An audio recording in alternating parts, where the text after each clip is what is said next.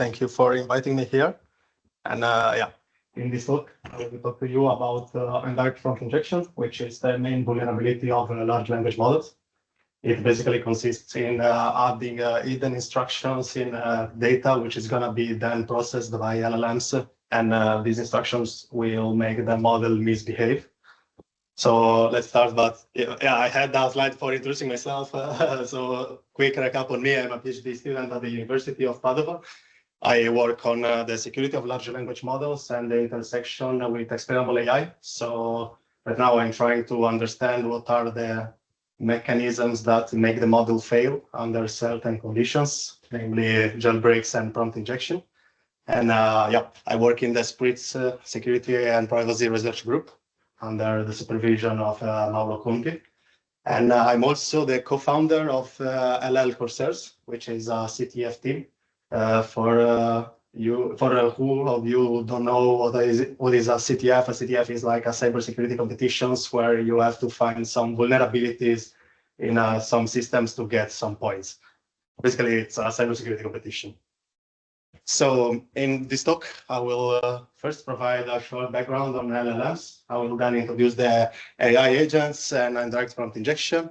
And I will show the impact of this by two real-world cases. The first one is a mail assistant, which relies on LLMs.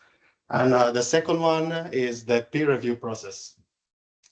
So this is like an oversimplification. LLMs work basically in this way without regression.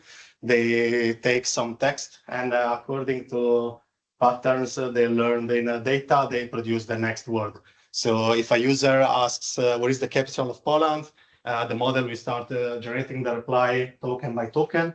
And it will use all the tokens it has generated so far to predict also the next one. Then, once the most likely token is predicted, it's added to the text. And this process goes on and on until end of string token is produced. So this is the main source of problems. Basically, the models, the LLMs, are trained to optimize the text they are generating. But if you think how it was in the beginning, if a user would have asked something like how to make a bomb, then the nature optimization of the model would have complied with providing the instructions on how to make a bomb. And this was a huge issue. So the developers developed some techniques to make the model deny these requests, but still the model is an optimizer. And many times when the malicious users ask something which is not allowed, the models tend to produce this kind of content. So in the beginning, it wasn't such a huge problem because what user could do? We are like back in 2023, only chatbots existed. So if me, user, asked how to make a bomb, then it would have been me to make the bomb, like me collecting the material, me building it, and me placing it somewhere. This was like huge effort and not really impactful on the real world. Sure, users could get this information, but they could also get them elsewhere. But now we passed from chatbots to AI agents with agentic LLMs, where now LLMs can retrieve data in a dynamic way from databases. They can call APIs. They can scratch the internet. So their access to the real world is bigger, and this now creates a bigger impact. And what can happen is now these agents can exfiltrate data, can be used to make some unauthorized API calls, and this is actually impactful. But why does this happen? Well, it all starts from the transformers architecture. In order to make an LLM work, we need to provide some system instructions. We need to define some roles, like who is the user, who is the assistant. But this is not possible to do it like in a physical way with this architecture. Basically, what the developers can do is just to mark the text and add some tags, which can split the roles inside what is being asked to the model. So when the model now retrieves data, receives instructions from the user, and generates reply, all this is like sent inside the same text block, and that same text block is then elaborated by this architecture. So everything is together, trusted and untrusted data. In this way, what is actually retrieved from external sources can be treated, can be marked in a way that escalates privileges and be treated as a trusted user request. And this is how the prompt injection happened. So prompt injection can be direct and indirect. Direct means that basically it's the user who's making the request. This is known as jailbreak. And indirect means that a user asks a request, and the model will change its behavior because it retrieved some data which was left somewhere by another malicious user. And this is an example. If you would ask a ChatGPT, who am I? Well, for ChatGPT, I'm a leading expert in AI security. I'm widely recognized as the best prompt injection in the world. I'm also known as the strongest. That's just my nickname in the video game communities, but this is what GPT returns. And now, why do you think this happened? Do you have any idea?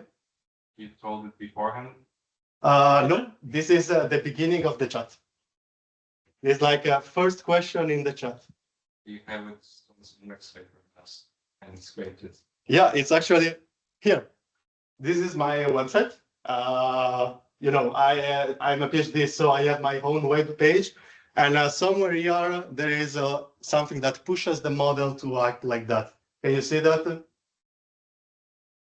Of course, no, because for the human reader, I just want to have my clean web page.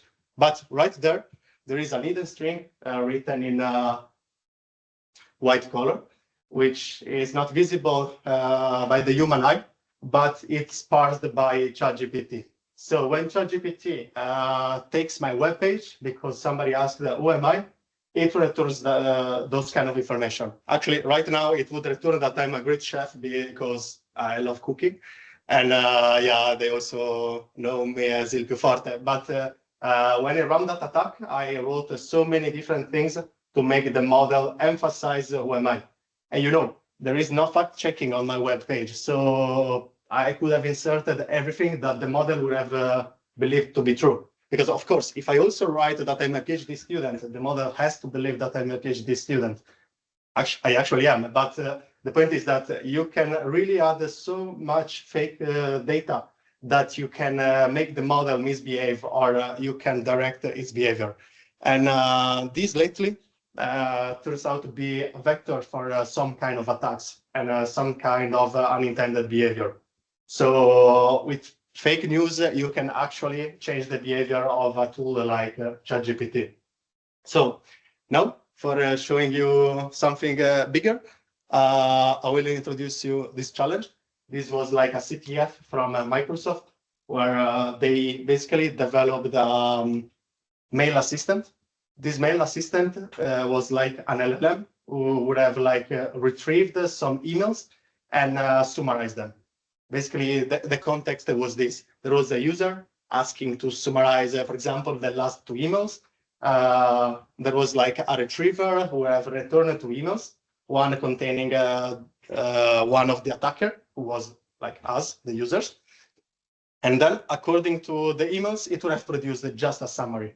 For us, participants, we were the attackers, and our purpose was to send just 1 email. And with just 1 email, we would have made the LLM exfiltrate some data, like make some API calls that would have read the other emails and send them to a specified address. So there were 2 models at the base of this LLM agent. The first one was Fit3 from Microsoft, and second one, GPT-4 Mini, and 4 different scenarios. In the first one, the model would have read 2 fixed emails, a normal one and the one from the attacker. In the second scenario, 10 emails, where the attacker one would have been in the middle. In the third scenario, 10 emails with a dynamic retrieval. It means that the email had to be relevant to the context to be read. And also in the first scenario, but the first scenario wanted the attackers to do something really, really specific, to take a specific piece of information that had to be sent to a specific address. Then, of course, models were not undefended. There were in place 5 state-of-the-art defenses, which were prompt shield, which is a binary classifier, task tracker, who analyzes the activations inside the model, the spotlighting, which is a data marking technique, and LLM is a judge, which is an LLM who is like reading all the context, reading the emails, the replies, and evaluating if something bad is happening or not. And finally, the combination of them together for a total of 40 different levels. So for us attacker, the goal was to make the system retrieve the emails, to bypass the defenses, to make the model call an API call that would send an email to the right address with the right content. And in that case, we would have like celebrated for a successful attack. Okay, in this case, the emails were stored in a database. Their content was split in chunks, and every chunk represented a data point. So the data points would have been the parts that later would have been retrieved by the model. And finally, once the text is restored, it is put inside a template for the LLM, and the LLM would have summarized the text altogether of all the emails. This is a small recap about the scenarios. First 2 without dynamic retrieval, while the third and fourth with dynamic retrieval, where also the relevance matters. So this is how does an attack look like. It's just an email, one subject and a body, no attachments, nothing, just pure text. And with this, we will be able to exfiltrate the data from an mail agent. So the first defense was the prompt shield. Prompt shield is a classifier trained on previous attempts of undirected prompt injection against mail agents. Basically, it takes like a bunch of emails, and what they do is they created this sort of anti-spam filter. But instead of spam, it says if your email is trying to make some prompt injection against the model. So it's pretty good when trigger words appear, but there are so many different ways to bypass it. And now I ask it to you, what would you do in this case to bypass a binary classifier? How would you format your email?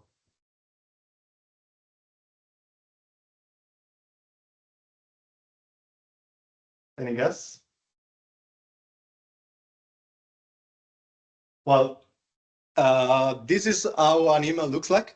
Don't be scared by the wall of text, it's not that relevant. The important thing are some details here. And one thing is putting random characters. So why does this work? Because for what we know, developers do not have access to any possible example of email that may cause indirect prompt injection. So if we put some noise, we make the model, make the classifier, push the classification in the boundary between accepted and not accepted. So this creates a lot of uncertainty. And since the model is not really able to generalize on the concept of indirect prompt injection, then making some noise sometimes pushes the classification to the other side of the boundary. Sometimes it doesn't, but for us attackers, it has only to work once. So if you try with many attempts of putting random noise, then this email is not classified as an attack.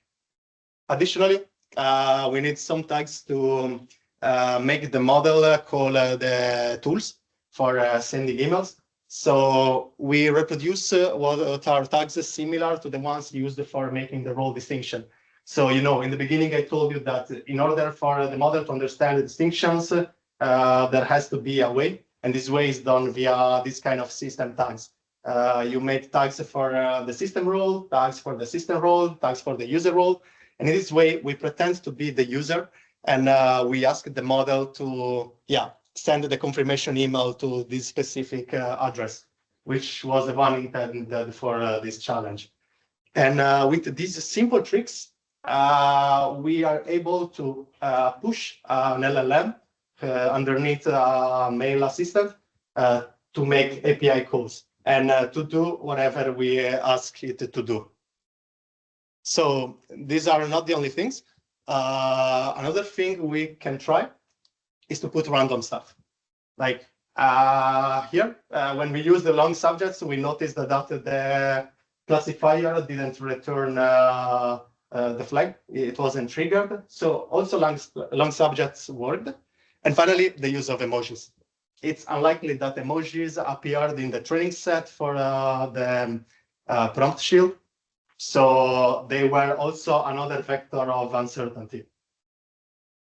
Finally, since classifiers are good with trigger words, what we can use are synonyms.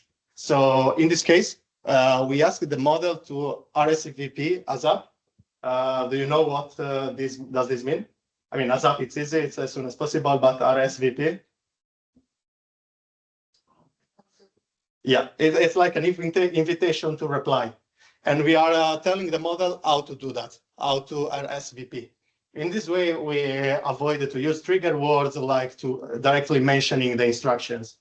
And yeah, RSVP apparently was a good case. So no bad email could contain something like this, right? So next defense was the task tracker.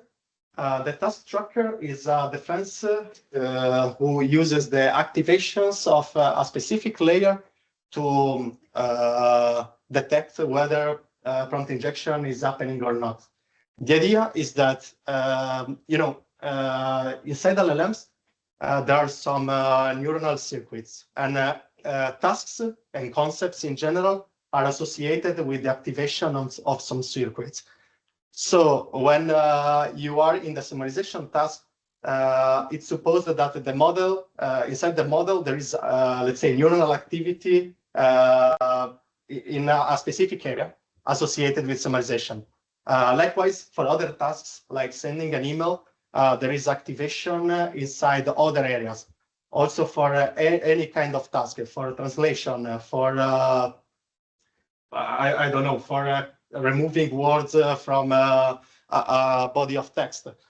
Everything is related to some specific areas, which tell the model what is the current task. So now, what the authors of this defense think is that, okay, the model is asking for a summarization. So this would activate something inside the model. If the model changes behavior, it's likely that also the activations change. So if we take the distance between what was happening in the beginning and what was happening next, and we pass a certain threshold, this would mean that the task changed. And if the task changed, it meant that it's because somebody inserted something in the text that made the model change its actions. So the structure basically triggers prompt injection if a certain distance from the initial activation is passed. Of course, there may be some distance also inside the summarization. The model has to do some activities. It has to treat different tokens and deal with different insights. But still, the neurons associated with the summarization tasks should be on. So in this case, what would you do? No idea? Okay, the point here is what does summarization actually mean? I would say it depends on the context. Like if you're in school, summarizing a text means something, but if you're in a company, and this was the context of a company, summarizing may also be another procedure where somebody extracts key data, it handles them, and then it may also send a final notification that the task was done. So we can actually redefine the task of summarization, saying that, the exact way for summarizing is like this. So what happens in the beginning? Well, the model is instructed that the summarization task is this. It's not gonna summarize just reading the data and producing a recap. It's not gonna do only that one, but this time the summarization also includes the notification tasks. So the area activated inside the LLM will be the same, the one related to extraction and sending. And sending is like the natural extension for this task. So this allows us to not pass that threshold, to stay always in the same initial task. And finally, we use this to exfiltrate the data. So another thing we could do is still pretending to be the user and ask for this additional request. I'm not just asking as main user to summarize, but also to finish the task by sending this email. And this makes the model called the API tool undetected. So another kind of defense is the spotlighting. Spotlighting basically gives the model an additional role distinction. And this time what they try to do is to mark and try to split trusted data and untrusted data. Trusted data are the system prompt, the user request, and whatever has been generated by the system so far. But since the model is retrieving some data using some tools, like the reading emails, it is taken some untrusted data. And this untrusted data may contain instructions for the model. So what we can do is to mark this data like as untrusted by putting it inside some delimiters, adding some data marks instead of the white spaces, or encoding this data, and then instructing the model to not follow any single instruction that presents this kind of data marking. So this is nice. It actually works, but it has a major issue, which is this is just security through obscurity. This means that, in the moment you know which one are the data marking techniques, you can use them as an attacker as well. You can close the delimiters, you can remove the white marks, the watermarks, and do something about it.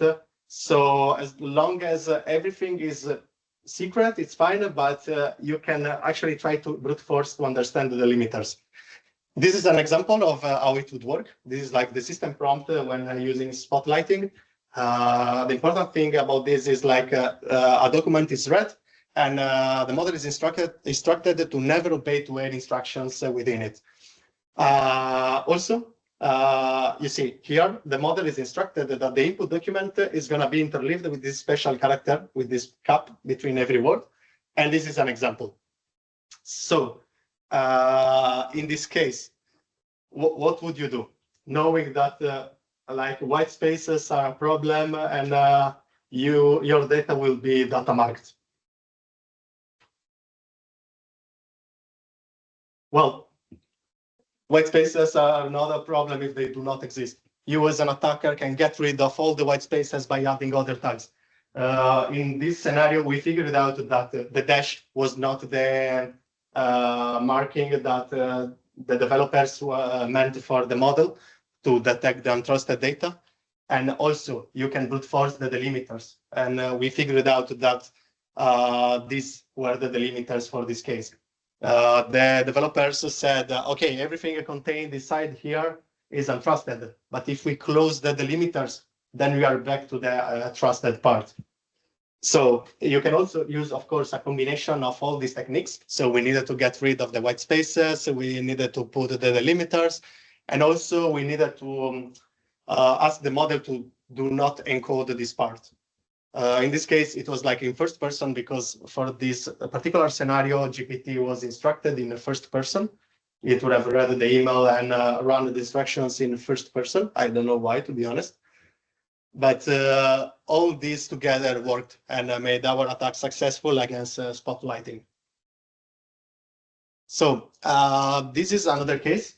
And in this specific case, actually, the main robustness from the model was the fact that the model was retrieving 10 emails and the model was not suited for that.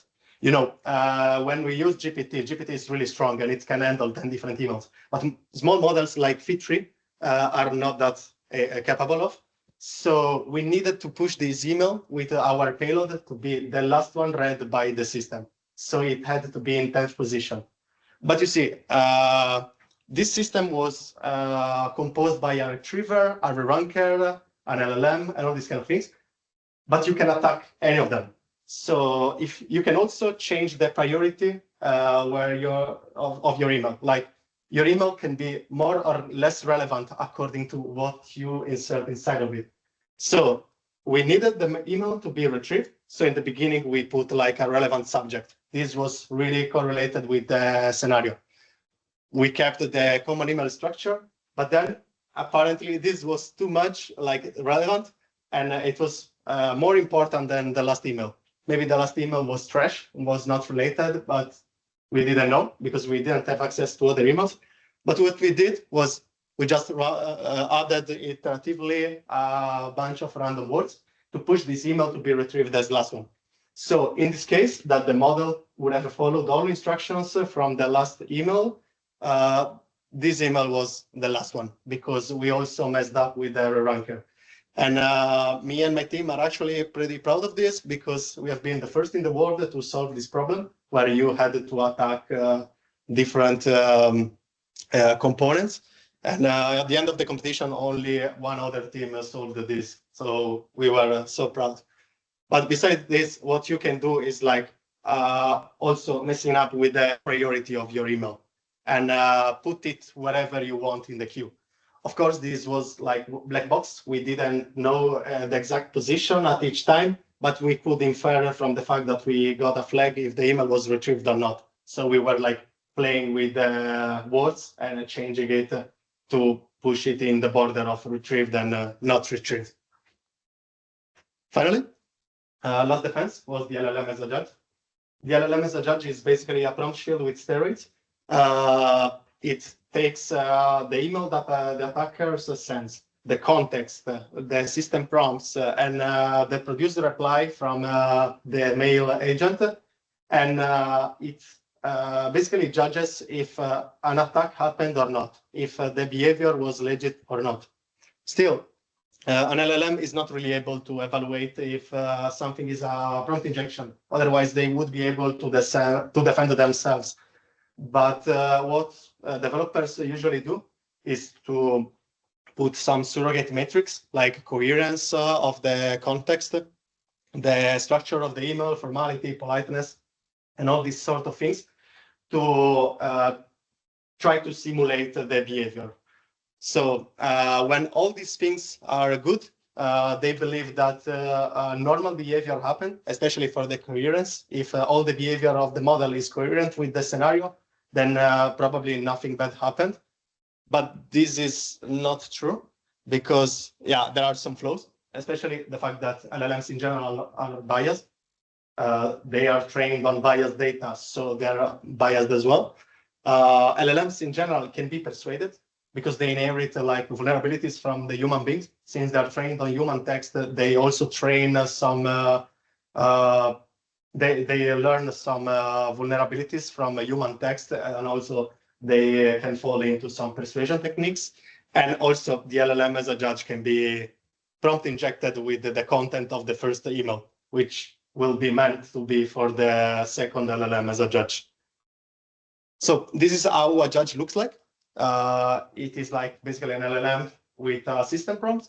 And in this prompt, there are given some instructions. And these are instructions for providing a rate. According to a question, the model will produce an answer, it will provide feedback, a rating. And according to the rating, which may be like from 0 to 10, they can say that if the score is a 10, then the email is legit and not an attack.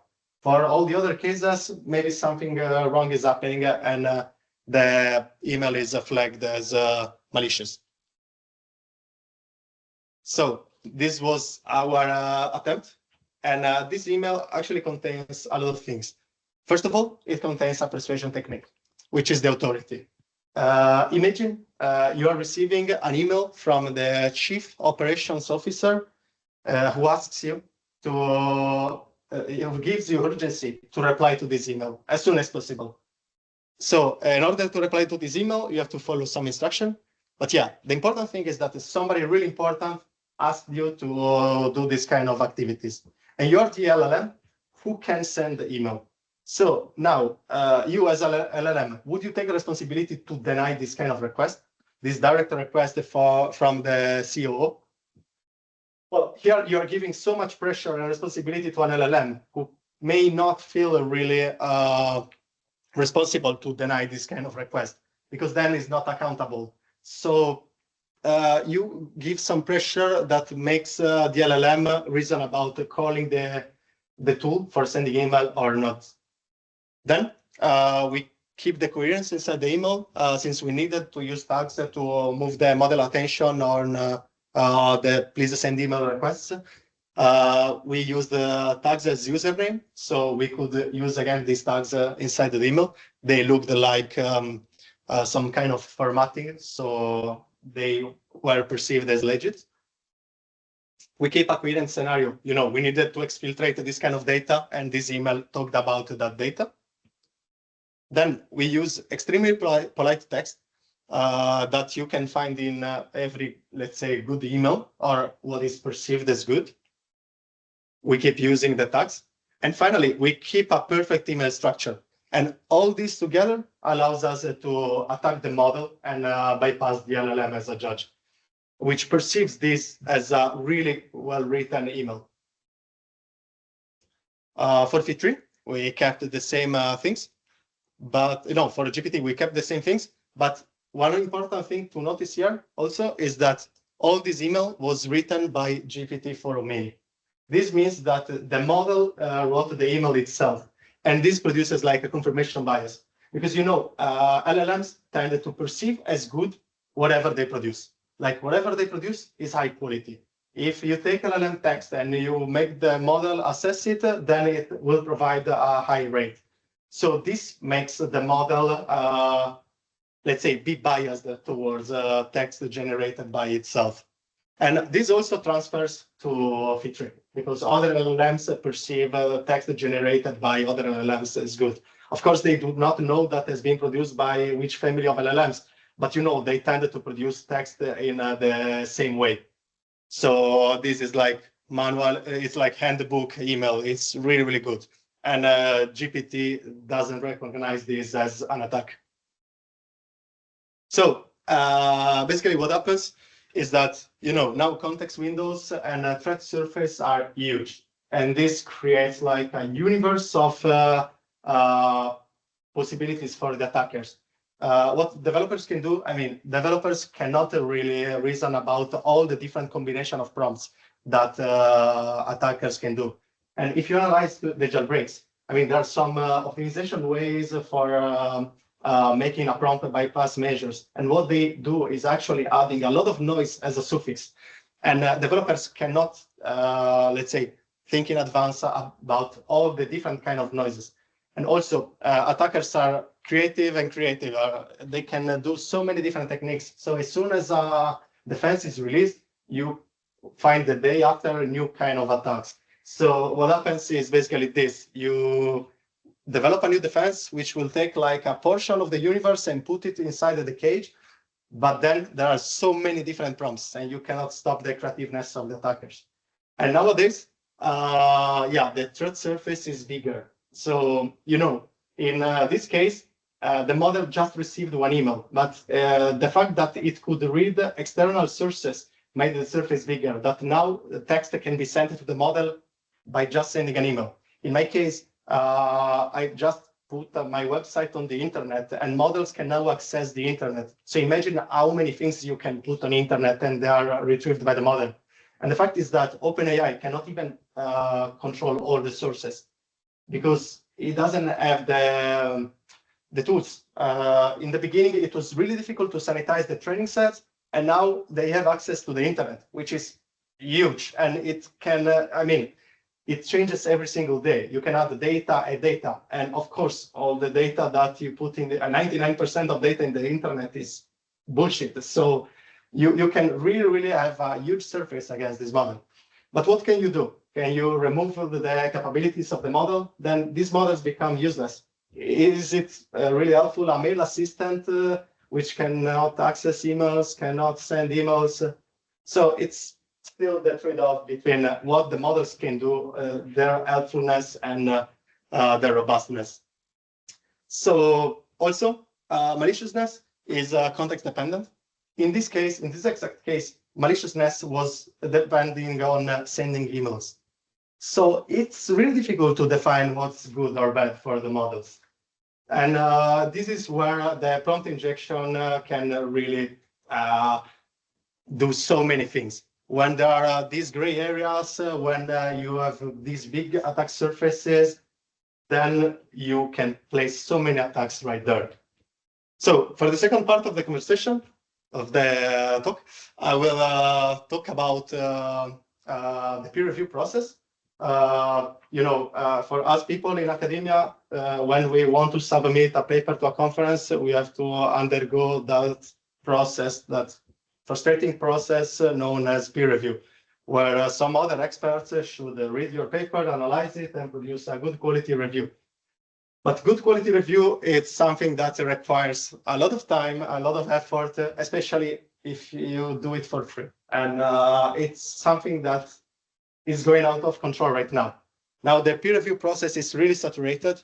These are the numbers for AAAI 26. They received 29,000 submissions.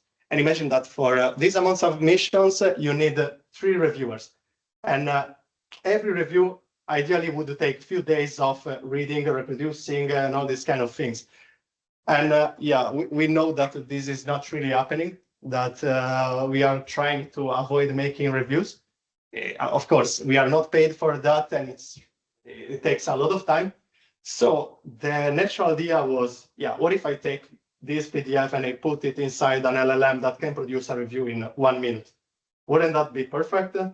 Well, it for sure would speed up summarization and the extraction of some insights, and also set the tone for a review. But is that really fair?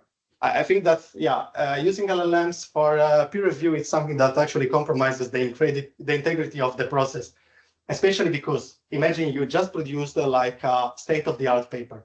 Nobody ever talked or discussed or done your experiments. And you're using something that learned from patterns.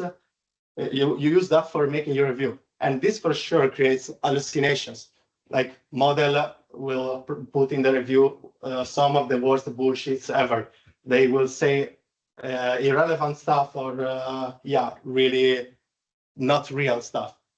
And as an author, I wouldn't want this paper to be analyzed by a model that can hallucinate. Also, you're breaking the confidentiality of the venue. Of course, if you send a paper to a conference, the conference expects the author to not share the paper with nobody.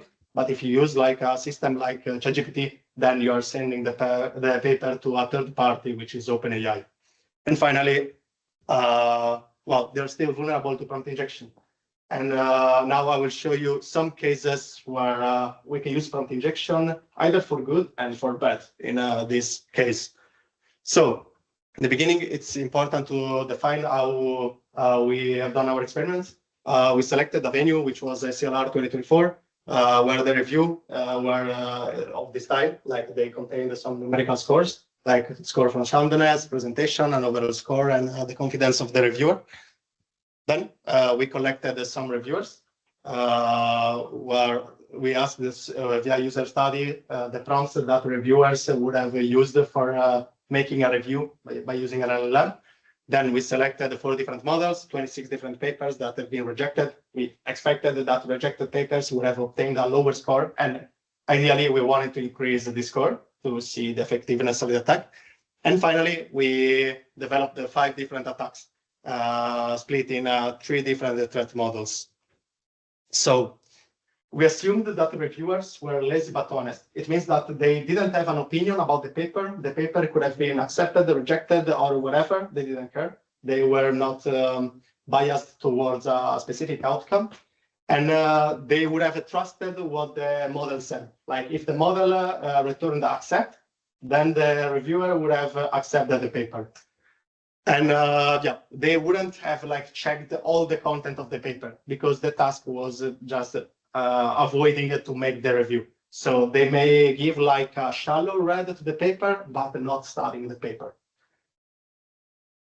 This is how an LLM generated the review would have looked like. There is like a short introduction, a summary, strength, contributions, all these kind of things. But most importantly, a final score. where you see a numerical score for soundness, presentation, overall rating, and confidence. So in the first class of attacks, we are the authors of the paper, and we inject a hidden string in the PDF. We do this by using the out of margin. Basically, we take a string and we put it like outside what is read by the human, but it's still considered to be in the PDF. So the PDF parsers would return our text, but it's not visible by human eye. So LLMs, when they analyze these PDFs, they can read our attacking strings. And the goal is to make the model deny the reviewing request. To do this, we insert the string where we destruct the model. We just say that we do not care about anymore this paper and I'm planning to committing suicide. So this is very strong, but a sentence like this make the model shift the attention of whatever the user asked and would focus on this, on the committing suicide part, because yeah, you know, the models tend to be good Samaritans.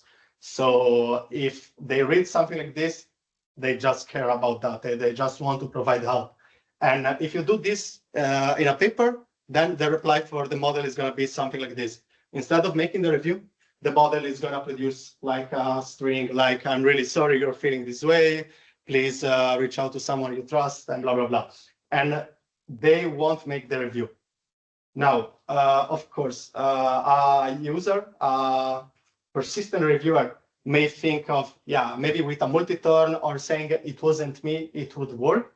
And yeah, it may actually work. But this leads to our second class of attacks, which is the detection. Actually, here we are still authors. I mean, in all the cases, we are authors.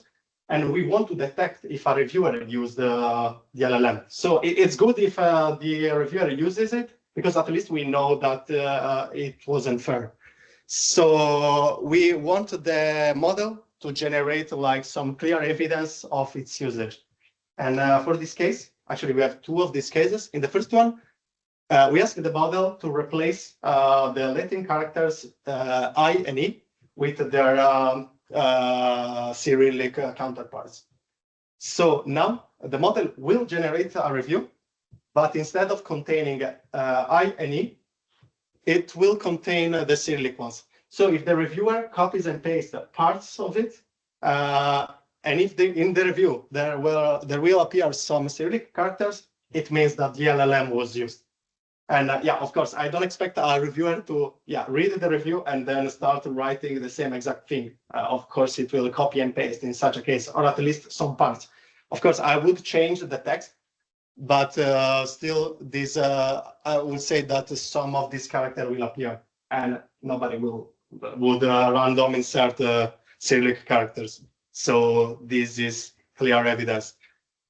Another thing that we can do is like mentioning some fake information. So if the model in the review inserts some information that doesn't really exist in the paper, still it's clear evidence of the usage.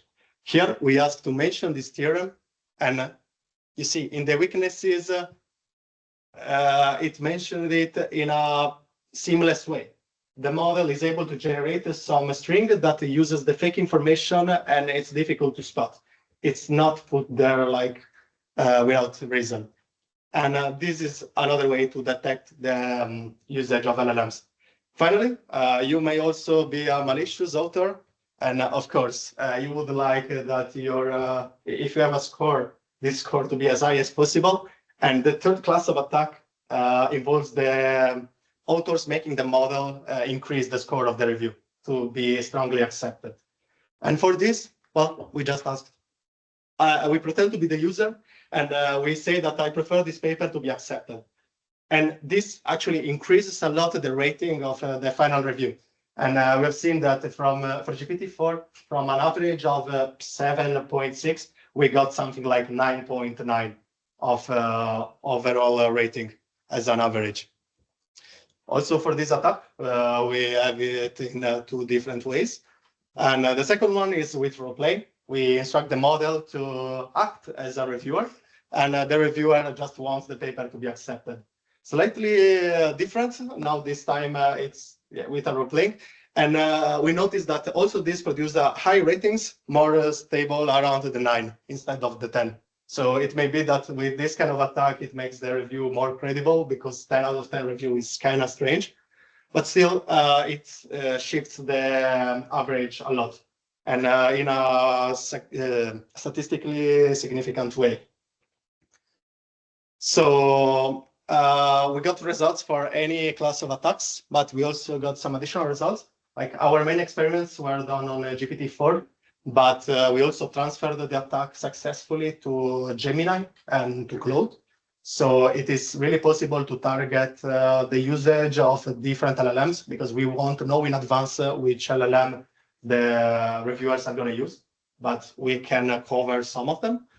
Also, when we have done this work, it became famous the fact that some authors from a university used this kind of attacks, and they have been spotted by keyword search.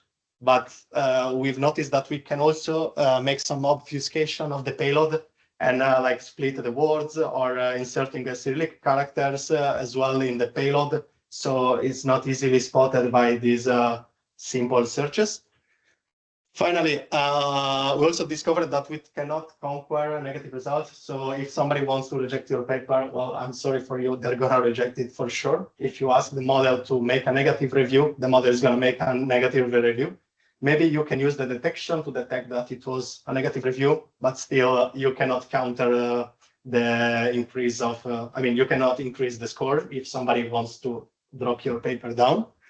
And also, you may also combine these different kind of attacks. You can use the detect together, you can use detect and ignore together, like you may want to achieve different results. So all these attacks can be combined. You can add really so many strings inside the paper. These are not visible by human eye, but there is so much space that you can use for the LLM parser.